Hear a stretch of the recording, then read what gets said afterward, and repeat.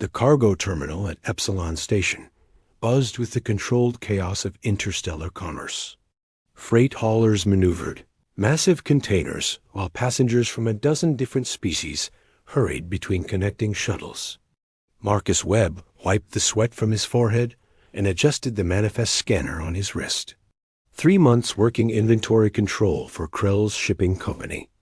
And he still wasn't used to the humidity the station's environmental systems pumped out to accommodate aquatic species. More shipments backing up in Bay 7. Krell's gravelly voice crackled through his earpiece. The Bargosian's 4 vocal cords made every word sound like rocks grinding together. Get them processed before the evening rush. Marcus nodded to himself and headed toward the bay, weaving through the crowd with practiced ease. He'd learned to navigate packed spaces during his years working corporate security on Earth, before everything went sideways. Before the hostage situation that ended his career and nearly landed him in prison. Epsilon Station was supposed to be a fresh start, a place where nobody cared about his past failures. He was halfway, across the main concourse, when he spotted her. She stood out like a jewel among the usual traders and workers. Tall and willowy, with skin that seemed to shimmer between silver and pale blue, depending on the light. Her long white hair was braided with metallic threads, and she wore flowing robes that marked her as someone important. An Aetherian, one of the diplomatic species that had helped establish the Galactic Trade Consortium centuries ago. A small child clung to her hand-stained shimmering skin. Same ethereal beauty, but with the wide-eyed wonder of youth. The little girl's attention was fixed on a hovering toy, a delicate crystal sphere that floated and spun, casting rainbow patterns across the floor. Marcus looked away, reminding himself it wasn't his business. He had cargo to process. The sphere drifted away from the child's grasp, bobbing toward the shuttle boarding area. The girl giggled and chased after it, slipping free from her mother's hand. Marcus glanced back and saw the Aetherian woman speaking intently with someone on her communication device. Momentarily distracted, something cold settled in Marcus's gut, that old instinct from his security days. The one that had saved his life more than once. His eyes tracked the child as she followed her toy toward the shuttles, then scanned the area. Too many people clustered near the boarding gates. The usual flow was disrupted. And that shuttle on Platform 3, its exterior panels looked wrong, slightly misaligned. Marcus's feet were moving before his conscious mind caught up. "Hey!" He called out, but his voice was lost in the station noise. The little girl had stopped beneath the shuttle, reaching up toward her toy as it floated just out of reach near the landing gear. Marcus saw the faint shimmer of heat, distortion around the shuttle's undercarriage. Sabotage. Bong. The thoughts came in rapid succession. Each certainty building on the last dot, he broke into a sprint, shouldering past a group of Terraxian merchants. 20 meters. 15. The child's fingers brushed the crystal sphere. 10 meters. The shimmer intensified. "Get back!" Marcus shouted, diving forward, his arms wrapped around the small body, just as the world turned white and thunder. The explosion lifted them both off their feet, and Marcus twisted in midair, curling himself around the child as the shockwave hurled them across the platform. He felt the impact scorching heat across his shoulders, something sharp tearing through his side, the bone-jarring collision with the ground. Pain exploded through every nerve, but training kept him conscious. He checked the girl in his arms. She was trembling, but breathing, her luminous eyes wide with shock. Safe. He'd gotten her clear of the worst of it. Alarms shrieked. People screamed. Automated fire suppression systems engaged, covering everything in white foam. Marcus tried to stand, but his legs wouldn't cooperate. Warm blood soaked through his uniform. More than he'd thought. Faces appeared above him, station security, medical personnel in yellow suits. Someone tried to take the child from his arms, but she clung to him, her small hand surprisingly strong. "It's okay," Marcus managed to whisper, his voice raw from smoke inhalation. "You're safe now." The Etherian woman appeared, her face stricken. She said something in a musical language Marcus didn't understand, then switched to standard. "Neva! Oh, stars, Neva!" "She's not hurt," Marcus said, or tried to say. The words came out slurred. Small, cool hands pressed against his chest. The girl Neva was looking at him with those enormous eyes, tears streaming down her cheeks. A faint glow emanated from where her palms touched him, and Marcus felt something strange, like warmth spreading through his chest, numbing the pain. "Thank you," the child whispered in perfect standard, her voice carrying an odd resonance. "Thank you for saving me." The world tilted. The last thing Marcus registered was the woman's voice, sharp with command. "Get him to my medical suite. Now, I don't care what protocols say, this human is under my protection." Then darkness claimed him. When consciousness returned, it came gradually. First, the awareness of softness beneath him, nothing like the standard station medical cots. Then the absence of pain, which was strange given what he remembered. Finally, the steady rhythm of equipment monitoring his vitals.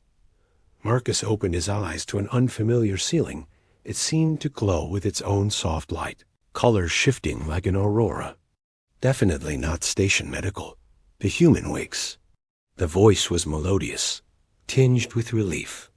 He turned his head carefully. The Etherian woman sat beside his bed, her posture impeccable despite obvious exhaustion. Up close, Marcus could see the intricate patterns that moved beneath her skin, like living art biological bioluminescence that marked emotional states among her people. "Where am I?" His voice came out surprisingly strong. "My private quarters aboard the diplomatic yacht Star Whisper." She studied him with eyes that shifted between silver and violet. "You've been unconscious for 2 standard days." Marcus tried to sit up, and surprisingly, his body obeyed. He looked down at himself, expecting to see bandages and medical devices. Instead, his skin was unmarked, except for faint silver scars where he knew the worst injuries had been. "How?" "My daughter has a gift." The woman's expression softened. "Etherians possess healing abilities, but they rarely manifest so young or so powerfully. Neva insisted on helping treat you. She wouldn't leave your side until you were stable." Marcus processed this, his mind still catching up. The explosion. Was it meant for her? The woman's bioluminescent patterns darkened to deep blue sadness, Marcus guessed, or worry. "It was meant for me. Neva was never supposed to be there. I brought her to the station as a treat after a difficult negotiation session. She saw the toy vendors and..." She paused, composing herself. "If you hadn't been there, ... Is she all right?" "Physically, yes. Emotionally, she's shaken but resilient." The woman stood, her robes flowing like water. "Allow me to introduce myself properly. I am Seraphin Dahl, trade negotiator for the Etherian Dominion. And you are Marcus Webb, formerly of Earth's private security sector." Marcus's stomach tightened. "You ran a background check." "Of course. You saved my daughter's life. I needed to know who you were." Seraphine's gaze was penetrating, but not unkind. "I know about the incident in New Singapore, the hostage situation, the political fallout. Then you know I'm the last person you should trust around your kid. I know that you followed your conscience when your employers wanted you to sacrifice innocent lives for profit. I know you were scapegoated for refusing to let people die." Seraphine moved closer. "And I know that without hesitation, you risked everything to save a child you'd never met." Marcus didn't know what to say to that. He'd spent 2 years carrying the weight of New Singapore, the official narrative that painted him as a reckless maverick who'd endangered lives. Hearing someone acknowledge the truth felt surreal. "Why am I here?" he asked instead. "Shouldn't I be in station medical?" Because this was the third attempt on my life, or rather, the third attempt to harm what I love most. Seraphine's patterns flickered with orange and red anger. Station security is compromised. My own protection detail failed to prevent this. I need someone outside the system, someone with no political connections, someone who acts on instinct rather than protocol. Understanding dawned. You want to hire me. I want to hire you, Seraphine confirmed, as my personal security consultant. The compensation would be substantial, and you'd have diplomatic immunity. More importantly, you'd be helping protect a 6-year-old girl who thinks you're a hero. As if summoned by the mention, a small face appeared in the doorway. Neva peeked around the frame, her silver eyes bright with hope. Is he really awake, Mother? Can I see him? Seraphine beckoned, and the child rushed in, stopping shyly at Marcus's bedside. She was even smaller than he remembered, delicate as spun glass. Hello, Marcus said gently. I hear you helped fix me up. Neva nodded solemnly. You were hurt very badly. I could feel the broken places, but I made them better. She tilted her head, studying him. Will you stay with us? Mother needs someone brave, and you're the bravest person I ever met. Marcus looked at this ethereal child with her innocent trust, then at Seraphine, with her desperate need masked by diplomatic poise. He thought about his empty quarters on Epsilon Station, the dead-end job, the isolation he'd wrapped around himself like armor. Maybe it was time to try living again. I'll need full access to your security systems, he said to Seraphine. Complete disclosure about who might want you dead. And I work my own weighing, no interference from official protection details. Relief washed across Seraphine's face, her patterns brightening to warm gold. Agreed. Then yes, Marcus said, looking back at Neva. I'll stay. The child beamed and reached out to take his hand. Her skin was cool and smooth, her touch gentle. In that moment, Marcus felt something shift inside him, a purpose, a connection, a reason to be more than just a man running from his past. He had no idea how complicated things were about to become. The diplomatic yacht, Star Whisper, was unlike anything Marcus had experienced. Where human vessels prioritized function over form, Etherin design embraced both with seamless grace.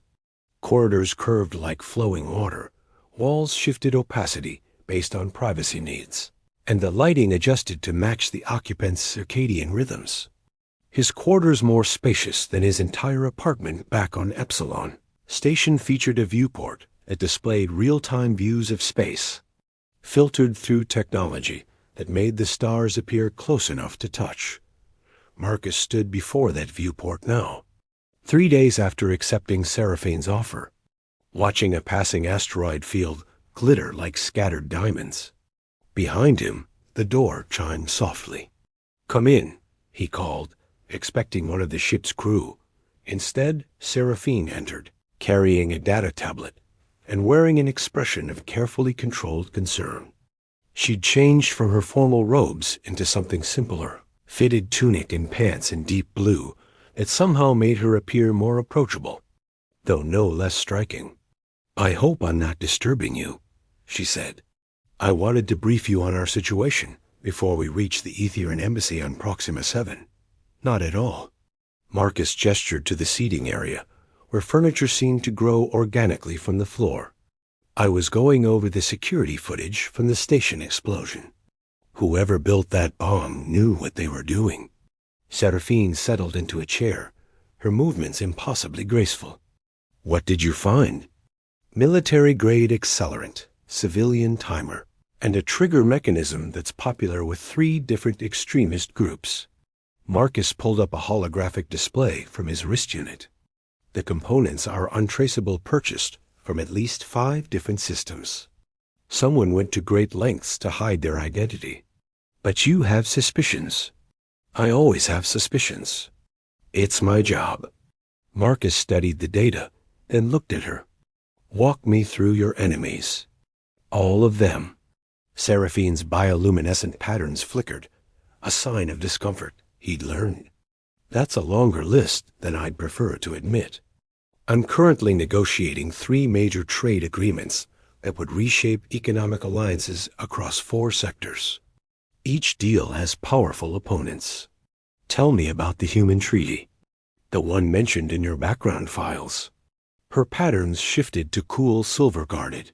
The Terran Integration Accord would establish joint economic zones between Earth territories and Etherean border worlds.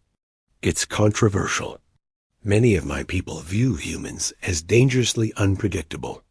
They're not wrong, Marcus admitted. We have a reputation for causing chaos. You also have a reputation for innovation, for achieving the impossible. Seraphine leaned forward slightly. Some of us believe that humanity's chaos is exactly what the galaxy needs. We've become stagnant, comfortable. Humans force change, and the purists want to maintain the status quo. Precisely. The Ascendancy faction believes Ethereans should remain isolated from lesser species. Her voice carried bitter irony. They've gained considerable influence since my husband's death. Marcus filed that away. She'd mentioned her late husband before, but always briefly. Tell me about him. Seraphine stood, moving to the viewport.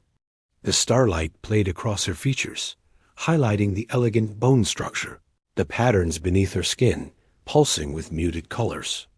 Kellen was a xenobiologist.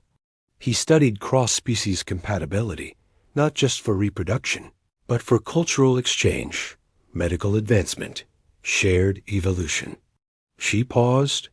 His research suggested that Ethereans and humans were remarkably compatible despite evolving light years apart. Similar neural structures, complementary biological systems. He believed we were meant to work together. That research would threaten the purists. It did. He died in what was ruled a laboratory accident 6 months ago.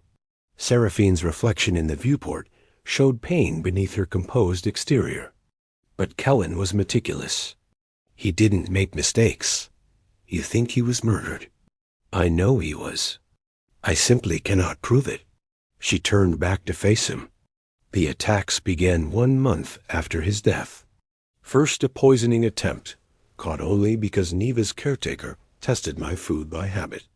Then a malfunction in my transport's life support systems. And now the bomb. Marcus processed this, his tactical mind assembling pieces. Who knew you'd be at that station? My entire staff. The Etherean Embassy. The Consortium Trade Commission. Seraphine crossed her arms. It's a frustratingly long list. Then we narrow it down, starting with your household staff. Before Seraphine could respond, the door chimed again. This time, a male Etherean entered tall, with deeper blue skin and patterns that swirled with aggressive reds. His bearing screamed authority and barely concealed hostility. Negotiator Dahl, he said formally, his eyes locked on Marcus. I was unaware you were entertaining ... guests. Torian. Seraphine's voice cooled noticeably.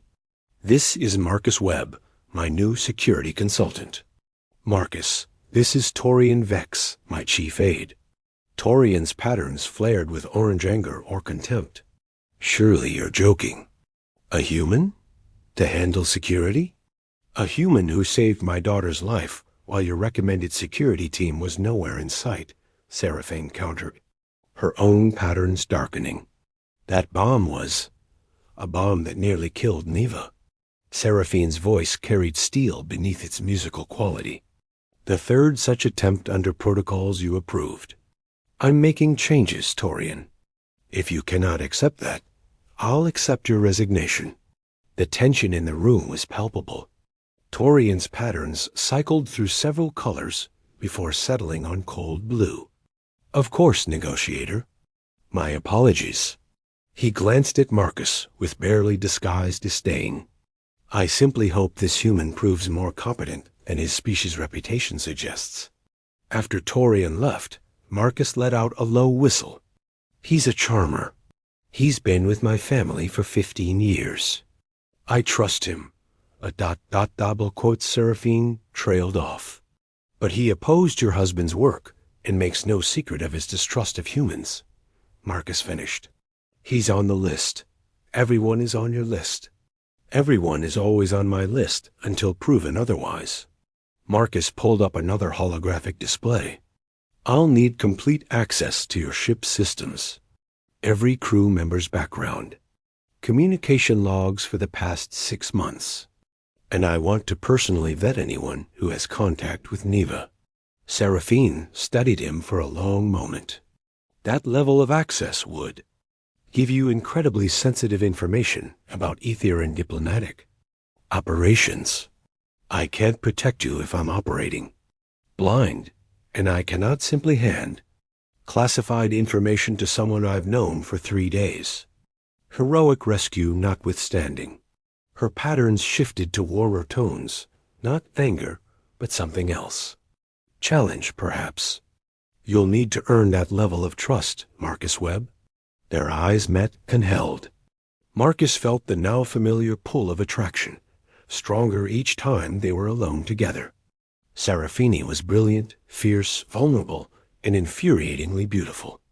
Everything about her drew him in the alien grace, the sharp intelligence, the way she balanced maternal love with political ruthlessness. Fair enough, he said quietly. Then I'll start with what I can access and work my way in. A small voice interrupted from the doorway. Marcus, mother, come quick. Neva burst into the room, her silver eyes wide with excitement. Behind her came an older Etherian female with kind eyes and patterns that glowed soft green maternal, Marcus had learned, indicating nurturing instincts. Neva, what have I told you about interrupting? The woman Myra, the child's caretaker, said gently. But it's important. The dolphins are here. The ship's sensors found a pod, and they're so pretty, and Marcus has to see them because he's from Earth and dolphins are from Earth too. The words tumbled out in a rush. Marcus couldn't help but smile. Dolphins? In space? Xylix dolphins, Seraphine explained, her own expression softening. They're star swimmers, creatures that evolved in the nebula clouds of the Xylix system. They're quite rare this far from their home territory. They look like pictures I showed Neva of Earth dolphins, Mira added. She's convinced they're related. Can we watch them? Please? Neva looked up at Marcus with pleading eyes. Myra says they're good luck. Marcus glanced at Seraphine, who nodded. We could all use some good luck. And you should see the star swimmers are truly magnificent.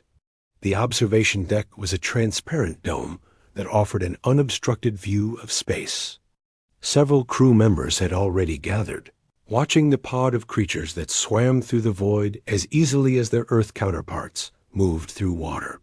They were larger than Earth dolphins, perhaps twice the size, with translucent skin that rippled with bioluminescence. They moved in graceful arcs, leaving trails of light in their wake. Neva pressed her face against the transparent wall, gasping with delight each time one of the creatures passed close. Marcus stood beside her, genuinely awed by the sight. They navigate by sensing gravitational fields, Seraphine said quietly, moving to stand on his other side. They can feel the shape of space itself. How do they survive out there? No air, extreme temperatures. No one fully understands their biology. Kellen theorized they exist partially in subspace, occupying multiple dimensions simultaneously. Her voice carried a note of sadness. He always wanted to study them properly. Marcus looked at her profile, illuminated by the dolphin's glow and the starlight beyond. You loved him very much. I respected him tremendously. Our marriage was arranged politically advantageous for both families, but we built something genuine. She met his gaze. Etherians don't experience love the way humans describe it in their literature. We form bonds based on compatibility, mutual benefit, respect. Passion is considered ... primitive. an evolutionary remnant. Is that what you believe? Her patterns shifted to colors Marcus hadn't seen before, deep purples and vibrant pinks swirling beneath her skin. I'm beginning to question what I believe about many things.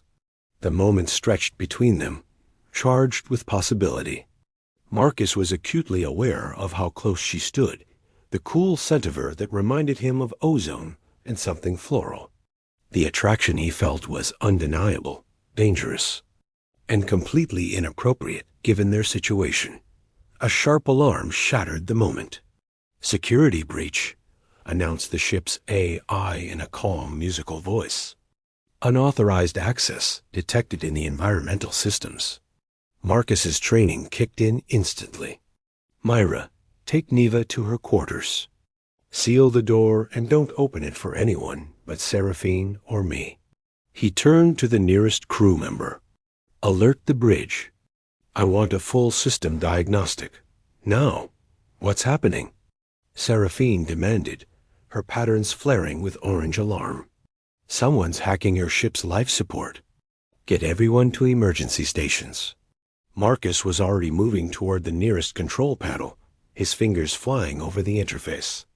The system was designed for Etherian users, but he'd spent the past 3 days familiarizing himself with it.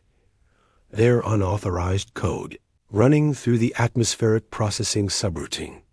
Elegant, professional, and designed to slowly reduce oxygen levels while increasing nitrogen. In 20 minutes, everyone aboard would be unconscious. In 40, dead. "Can you stop it?" Seraphine asked, her voice steady despite the crisis. "Working on it." Marcus isolated the malicious code, but it was sophisticated. Each time he blocked one pathway, it rerouted through another. "Whoever wrote this knew your systems intimately. This is an inside job." Seraphine's face hardened. "Taurian. Maybe, or someone with access to your chief aide's codes." Marcus finally found the root of the hack, a physical device spliced into the environmental controls. "I need to get to the primary junction in engineering. Can you fly this ship manually if I shut down the automated systems?" "Yes, but do it. Kill all automation in 30 seconds. I'll disconnect the device before it can compensate." Marcus ran, his enhanced reflexes courtesy of corporate security augmentations, pushing him faster than any normal human. The engineering deck was 2 levels down. He took the access ladders rather than the lifts, covering the distance in under 20 seconds. The junction was behind a maintenance panel.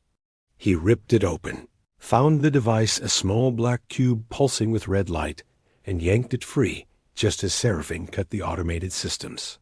The cube sparked, shorted out, and died in his hand. "Done," he gasped into his cum. "Threat neutralized, Marcus." Seraphine's voice was tight with barely controlled fear. "There's a second device. It just activated in Neva's quarters." His blood ran cold. "I'm on my way. Keep the systems down." He'd never run faster in his life. Neva's quarters were on the upper deck, 45 seconds away at full sprint. Too long, too far. The corridor blurred past him as his augmented muscles burned with effort, thought 30 seconds. The door to Neva's quarters was sealed. Through the transparent section, he could see Mira collapsed on the floor, unconscious. Neva was slumped against the wall, her small chest rising and falling in rapid, shallow breaths. 20 seconds. Marcus overrode the lock. His security clearance still worked, even with automation down. The door slid open, and he rushed in, immediately feeling the effects of whatever gas was flooding the room. His augmented systems could filter toxins better than baseline humans, but not indefinitely. 10 seconds. He found the device attached to the room's dedicated air vent. His vision was already blurring as he pried it loose. The cube fought him, magnetic clamps holding it in place. Marcus pulled harder, feeling something tear in his shoulder as he ripped the device free. 5 seconds. He stumbled to the emergency ventilation controls and purged the room. flooding it with fresh air from the backup reserves. The cube in his hand finally died, its red light fading to black. Marcus fell to his knees, gasping. He crawled to where Neva lay and checked her pulse, weak but steady. Myra was breathing too. They'd be all right. The door opened, and Seraphine rushed in, dropping to the floor beside her daughter. "Neva. Oh, stars, Neva." "She's okay," Marcus managed. "Just unconscious. The gas wasn't lethal knockout agent. They wanted her alive. Why?" Seraphine's patterns cycled through panic colors, reds and oranges and violent purples. Marcus looked at the device in his hand, his security training finally connecting the pieces. Because this wasn't an assassination attempt. It was a kidnapping. Someone wants to take Neva, can use her as leverage against you. Seraphine pulled her daughter close, and for the first time since Marcus had met her, the composed diplomat cracked. Tears streamed down her face, liquid silver that matched her skin as she held her child. "I won't let them," Marcus said quietly. "I swear to you, Seraphine, I won't let anyone hurt her." She looked at him then, her eyes fierce despite the tears. "Why? Why do you care so much? You've known us less than a week." Marcus didn't have a good answer. Maybe it was because he saw himself in this broken family people trying to rebuild after tragedy. Maybe it was because Neva reminded him why he'd gotten into security work in the first place, to protect those who couldn't protect themselves. Or maybe it was because somewhere in the past few days, Seraphine had gotten under his skin in a way he couldn't explain or resist. "Because it's the right thing to do," he said finally. "And because I'm done running from things that matter." Neva stirred, her eyes fluttering open. "Marcus, Mother?" Her voice was small and frightened. "We're here, little one," Seraphine whispered, pressing a kiss to her daughter's forehead. "We're both here." As Myra began to wake and the medical team arrived to check everyone over, Marcus stood and looked at the device in his hand. Sophisticated, professional, expensive. This wasn't the work of political extremists or purist radicals. This was something bigger, and he was going to find out exactly who was behind it, even if it meant tearing apart Seraphine's entire organization to do it. The game had changed. This was personal now.